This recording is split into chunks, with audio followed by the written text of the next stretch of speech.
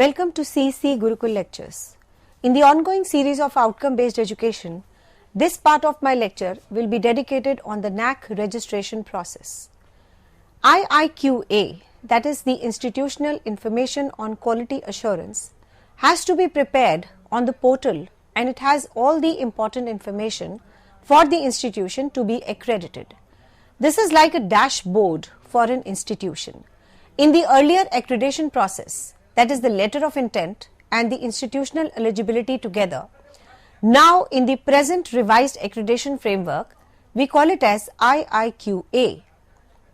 Now important information has to be filed like the basic eligibility, affiliation compliances, basic profile, assessment and reassessment in the first cycle, the date formation of the institution, that is the mandatory requirement is that the institution must be established with a minimum years of 6 years and the date of at least 2 graduate batches. Now we can see on the screen this is a step-by-step accreditation process. So let us see these steps, and these are of vital importance for all the type of HEI registration process for the purpose of accreditation. Now the first thing is that you have to get yourself registered and you need to have your AISHE ID, the IIQA registration using the 2-window system. Then if the system is rejected, you will be allowed at least 2 attempts more times with the same fees. The next is that you need to submit your SSR report within 45 days of the registration process is done. As far as the registration process is done, this is a self-study report which has 2 parameters, one is quantitative and the other is a qualitative parameter. The step-by-step accreditation process, after you submit the SSR report within 45 days, so the SSS, that is the quantitative parameters, that is 10% for 100, and DVV, that is quantitative, for 30 days. There is a pre-qualification that you need to have at least 30% of the system generated score. So if you have a system generated score of 30%, only then you are eligible for the peer team visit and the further process of accreditation. Now moving forward, if you get 30% of the SGS system generated score, either you are passed or you are failed. If you are passed, then you are allowed to have a peer team visit report within 90 days, that is 3 months. And if you fail, that is you don't have 30% of the SGS, you need to apply again with a fresh payment of IIQA for all types of fees. Now as far as the peer team visit is concerned, so it comes within 90 days with the quantitative and qualitative parameters, the calculation of the CGPA and the declaration of result. So this is a step-by-step accreditation process. So let us move forward with the latest notifications and the system, which makes a special mention here because we are discussing the accreditation system. The Executive Committee in its 77th meeting held on 10th August 2017, it resolved that in view of the paradigm shift in the assessment procedure from a complete on-site assessment to a combination of online and on-site assessment and evaluation, the grading system will be adopted for the institution under the revised accreditation framework. So the range of institutional cumulative grade point average, that is CGPA, and the point average and the letter grade status. So we can see on the screens that we have the various categories which are mentioned here. The first is 3.51 to 4, that is A++. So the accreditation is done with the highest level of scores, that is A++. Then we have 3.26 to 3.50, that is A+. This results into also the accreditation of the institutions. Then we have 3.01 to 3.25 you get a grade of A and the result is also accredited. Then we have 2.76 to 3, that is B++, the result is also accredited. Then we have 2.0 to 2.50, that is the grading B and the result is also accredited. Followed by 1.51 to 2, we get a grade of C and we are also accredited. The institutions getting less than equal to 1.50, you get a D grade, and the answer is that you do not get accreditation status and the result is not accredited. So, let us talk more in detail about the self-study report.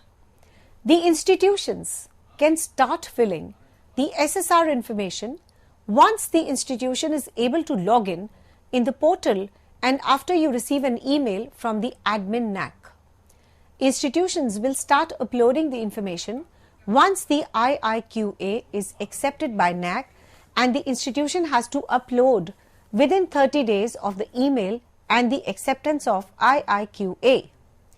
The institutions has to be ready with all the information, the student survey satisfaction, data template, etc. Now let us do this IIQA application. The IIQA application, the institutions will be informed within 15 days. Either the result is that you get accepted or you are rejected. If you are rejected, 2 more consecutive times with the same fees in a year is allowed. Now let us see after acceptance what happens. After the acceptance, the profile of the institution, the extended profile of the institution, the SSR including the quantitative and the qualitative metrics and the executive summary. All these have to be done within 45 days. You have to have the SR submissions readiness. Go through the NAAC manuals and the guidelines because the process of accreditation, uploading, completing the SSR is not easy. You need to, because there are separate manuals for all the various categories of the institutions which are getting accredited. We have a separate manual for the universities, separate manual for the autonomous colleges and the separate manual for the institutions which are affiliated or constituent colleges having 1 PG courses, number 2 not having PG courses, only the UG courses are run. So, you need to be ready with your documentation, with the reading of your manuals. You need to have a complete understanding of the system, understanding of the matrix, data submission both quantitative as well as qualitative. You need to upload the relevant documents. Selection of non-applicable matrix are not to be touched upon, and the reference of the standard operating procedure has to be in play. You cannot deviate the type of information which has to be uploaded in the various format. Complete format, everything is being standardized by NAAC and is to be validated after the information is inputted in the SSR by the DVV department. So, definitely it's not a one-time process. Once you upload the information, it is being validated and the DVV department can also ask the institutions to give clarifications on the data which has been uploaded.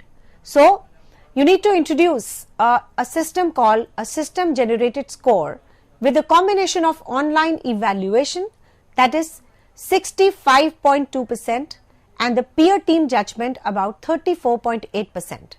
So, it's all about 70-30 process. In totality. In introducing the element of the third party validation, that is the data validation and the verification department of data and possibly of the roping in multiple agencies, in providing the appropriate differences in the metrics, weightage and the benchmarking to the universities, autonomous colleges and affiliated and the constituent colleges. There has to be a strong participation of the students and the alumni in the process of accreditation and assessment. So, let me give the insights about the basic 7 criteria. They are the deep basis of A&A process of HEI institutions which is valid and common for various types of institutions which are getting the status of accreditation, be it a university, be it an autonomous college, and be it a constituent or an affiliated colleges having UG or PG respectively. So, the first is your curriculum aspects. Number 2, teaching, learning and evaluation. The third talks about research, innovations and extensions, followed by fourth is your infrastructure and the learning resources. Fifth talks about student support and progression. The sixth talks about the governance, leadership and management, and the seventh is your institutional values and the best practices. Now let us talk about the key indicators which have been introduced under the revised accreditation framework. The first is your teacher profile and quality, student satisfaction survey, innovation ecosystem, alumni engagement, institutional values and the social responsibilities, institutional distinctiveness. Now, if you see all the key indicators which have been introduced under the revised accreditation framework, they are all focusing the student-centric learning, the student 360-degree development, be it their profile, satisfaction, are they happy with the present setup or the teaching pedagogies of the teachers. Also, whether the institution gives them ample opportunities to do some innovations. Also, the employee and alumni engagement programs, so that even if you leave the organization, the ties are always there, because the alumni engagement is the huge power, because it is not the work, it is the network nowadays, which is very, very important. Followed by what are the value system for the institutions, what kind of social responsibilities are they playing. So, it is about a 360-degree development of the education, that is the outcome based learning, the benchmarking, raising the quality standards, institutional distinctiveness, all these matters a lot. We are talking about the first parameters, that is the teacher's profile and quality. This is this is of prime importance, because if the teachers are not updated, their quality is not improved time and again, they do not attend the faculty development programs, they are not working on their development, how can they give the students the best education? So, it is very important for the education institutes to provide ample opportunities for their teachers respectively, so that they can also grow in terms of the quality standards, and also it gives a say. That is, when you talk about the student satisfaction survey, it is all about giving a voice to the students, that yes, we are happy with the institution, we are happy with the kind of the work the institution is giving them, the kind of the growth opportunities, the career development opportunities which the institution is giving. And nowadays we are into the the innovative system, ecosystem. We are talking about Internet of Things, Industry 4.0, Industry 5.0 is also in the pipeline. So, when you are talking about the AI and IoT, etc., so definitely the higher education institutes have to be in sync with the placements and about the industry demand as far as the academia and the institution tie-ups are concerned. So, we have to equally talk about the innovation, we have to equally talk about the institutional distinctiveness, that what special features are there in the institutions, how differently you are placed, are you able to fulfill your mission and vision, and down the line for the next 5 years, what are your plans, what are you trying to move on. So, now is the time to talk about the matrix, that is the quantitative as well as the qualitative in detail. The first is your curriculum aspects criteria. For the universities, we have about 7 quantitative and 2 qualitative aspects. If you compare it with the autonomous, again we have 9 and 2, followed by affiliated we have 9 and 3. So, QN talks about the quantitative, which are on the screen, and QL is all about the qualitative parameters, which are mandatory compliance for the NAAC accreditation and assessment process. Number 2, teaching, learning and evaluation. We have 18 quantitative matrix and 5 QLs, 18 for autonomous, 6 qualitative metrics for autonomous. For affiliated colleges and constituent colleges, we have 14 quantitative and 9 qualitative metrics. There is a little difference between the number of quantitative metrics and the qualitative metrics if you talk about the different graded, that is the university, autonomous and affiliated colleges are concerned. The third is your research, innovation and extension. There are about 29 quantitative metrics and 7 qualitative metrics. Out of the 7, the highest number of quantitative metrics is in the criteria number 3, that is the research, innovation and extensions. 28 autonomous for the quantitative metrics and 2 qualitative metrics. In affiliated, we have 14 and 2, followed by the infrastructural and the learning resources. We have 11 quantitative and 7 qualitative, 10 in case of autonomous, 6 in case of qualitative metrics in autonomous, and in affiliated if you talk about 10 and 6. So more or less in autonomous and affiliated colleges, the quantitative and the qualitative parameters are almost the same, whereas there is one more in case of the university.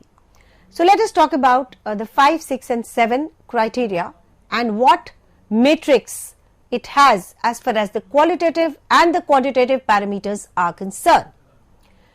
In case of student support and progression, it is 12 quantitative and 3 qualitative, 13 in case of autonomous and 2 qualitative in case of autonomous.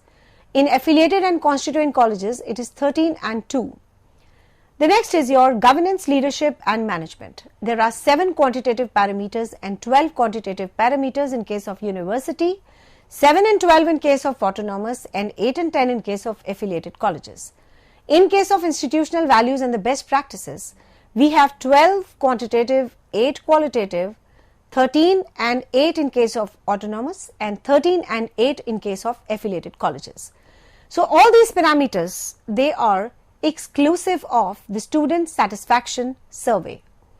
Now NAAC has also given us very important and very crystal clear templates. We have to follow, fill the format accordingly. The MS Excel based tables seeking the details of the quantitative matrix, it is essential, absolutely essential to fill up only the format provided, that is we do not have to change the templates as per our requirements. We cannot even temper them. We have to strictly upload the filled information in its appropriate matrix in SSR only when the template is completed, and it facilitates in easy use of data validation department. Because the basic purpose of NAAC is what? It is one nation, one education policy and transparency and oneness. That is why the templates, the format, the matrix, everything has to be common for all types of institutions and strictly according to the format given by NAAC.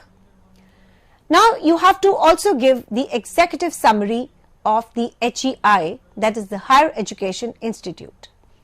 Every HEI which is applying for accreditation and assessment process shall prepare an executive summary highlighting the main features of the institution, including the introductory note of the institution, the location of the institution, the vision and mission, the type of the institution, and of course the preface has to be added. The criteria wise summary on the institution functioning is not more than 250 words for each criteria. Brief note on the strength, weakness, opportunity and challenges, in short we call it as SWOC, in respect of the institution is required. Any additional information about the institution other than one already stated. Overall conclusion, expectation about the institution functioning. The executive summary shall not be more than 5,000 words. So mind it, whatever you write it should not be exceeding 5,000 words. Next is your proceed to data validation and verification process. It is mandatory, and now the resulting time for the higher education institute. They can rest the post SSR submission. All the data information submitted is validated through the DVV process. So during that time, it is the resting time for the higher education institutions that they can rest till the time they get a mail of further clarifications. The verification is done using an online mechanism which generates a pre-qualifier score. The DVV process is a lot of elucidation process. If the institution have provided the incorrect information or the data for the quantitative matrix, they will be asked for clarification. Formally, a deviation report would be sent to the institution seeking the clarification. At this point, if the institution is found to be fraudulent, the data information, it will not only be debarred for the accreditation process, but also it will also be dealt with legally. So there is a note, an important announcement for all the higher education institutes which are going for the assessment and accreditation process, that we have to be very, very clear, absolutely truthful in uploading the data. No fraudulent practices is tolerated. There is a no tolerant policy for NAAC. If you are found guilty in terms of feeding the wrong data, which is not substantially substantiated with the the reports or the data or the evidentiary proofs, then you will be debarred completely from the process of accreditation. Not only this, you will also have to face the music as far as the legality part is concerned. Now let us see the DVV process in detail. Let us have a look on this. The DVV points out the deviations. If there are deviations, a report is sent to the institution. The institution submits the clarification within whatever time span it is mentioned. After the data is sent, you need to update the information, and then the deviation report is sent to the NAAC back. So finally, the DVV response submitted on to the NAAC. So all this process has to be in sequence and in detail. The DVV template is being given by NAAC, and you need to substantiate your concerns, your deviations within the stipulated time which the DVV reports asked you to submit. Now you need to proceed to the data validation and verification process. It is to be noted that there is no fixed timeline for the entire DVV process. However, during the DVV clarification stage, the institutions are expected to respond with the clarity within the stipulated time period set by the DVV team. As a final step, NAAC will reassess the submitted data and, depending on the extent of the deviation, and arrive at a pre-qualifier score. The minimum pre-qualifier score, that is to qualify the SSR, is 30%. The institution that secure a minimum of 30% pre-qualifier score based on the quantitative matrix will only qualify for on-site peer review assessment. Those with less than 30% have to reapply for accreditation and assessment process through IIQA, that is Institutional Information Quality Assurance. This means they have to pay everything afresh from the start and pay all the fees all over again, but on one condition, that they would be eligible to apply after 6 months from the date of declaration about the pre-qualification in which they were declared disqualified. Therefore, based on the DVV score, the NAAC team would decide on any of the following: the dates of the peer team visit, the deferring of the peer team visit, the disqualifying the institution from having a peer team visit. The pre-qualifier scores at this level, they don't include the student satisfaction survey, that is, in short we call it as SSS. As a part of the peer team visit, that is the PTV management process, the committee declares the date of the visit along with the team to visit the institution within 3 weeks of receiving the self-study report. The next is your preparedness towards the student satisfaction survey. This process happens simultaneously along with DVV process.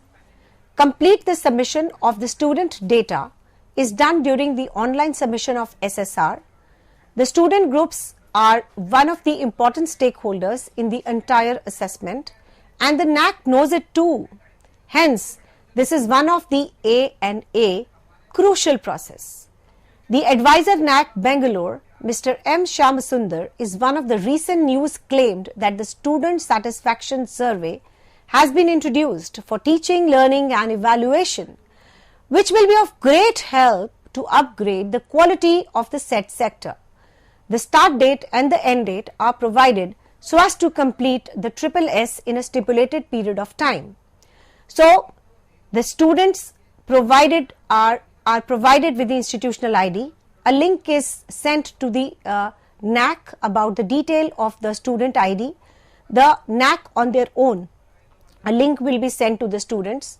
They have to submit the link, and no student, at random the students are picked, and of course they have to give the response about the institution quality framework, so on and so forth.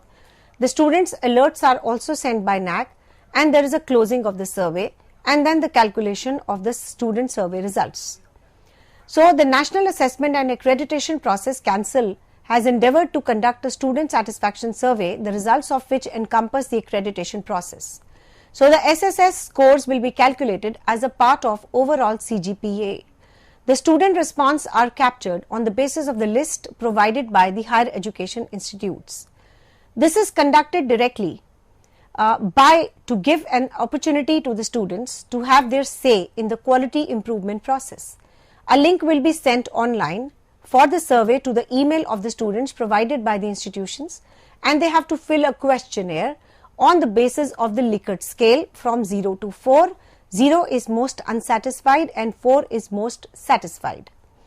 Then of course 20 out of 21 questions will be objective, and the students have to give the responses on the basis of the teaching learning process which has been followed in their institutions.